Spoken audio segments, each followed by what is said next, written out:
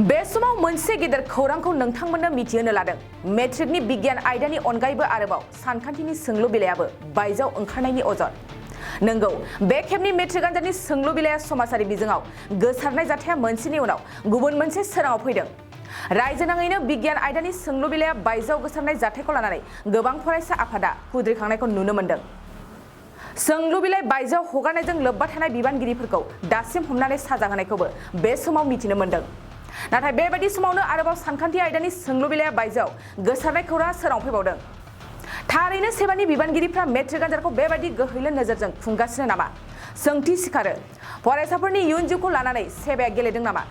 गोबां फरायसा आफादा बुंदों सेबाया बे खेबनि मेट्रिक आनजादखौ मोजाङै खुंफुंनायाव फेलें जादों। थारैनो बे खेबाव धेमाजियाव मेट्रिकनि सानखान्थि आयदानि सोंलु बिलाइया बायजोआव गोसारनाय खौराङा सोराङाव फैबावदों। सासे फरायसाया नखल लानानै हमजानायनि उनाव सानखान्थि आयदानि सोंलु बिलाइयाबो बायजोआव ओंखारनायनि थार बाथ्राखौ फोरमायदों। बे जाथाया धेमाजि जिल्लानि जरखथा आनजाद मिरुआव नुजाथिदों। नखल लानानै हमजानाय फरायसाया फोरमायनाय बादिब्ला बायजोआव ओंखारनाय सानखान्थि आयदानि सोंलु बिलाइनि नाम्बार आरो मार्कसआ गोरोबजोबो।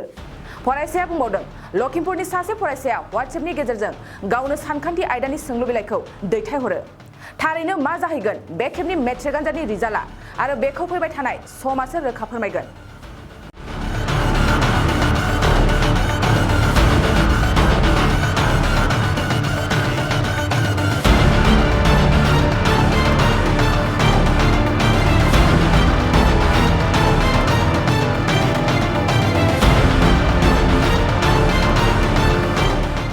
गय गायग्रा आबादारिफोरनि थाखाय मोनसे मोजां खौरां।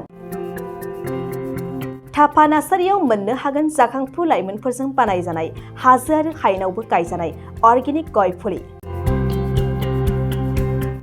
थापा नार्सारियाव अर्गेनिक आदबजों बानायजानाय मोजाङैनो खिलिखांनाय गासै 20,000सो गेरेमसा गय फुलिफोर दं।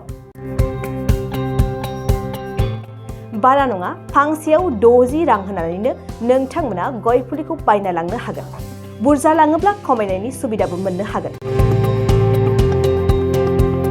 थापा नार्सारिनि गुबै थङा क'क्राझार सहरनि सानजा फारसे थानाय बावखुंग्रि हाजोजों नांजाबनाय हरिनागुरि गामि हाथाइनि साखाथियाव।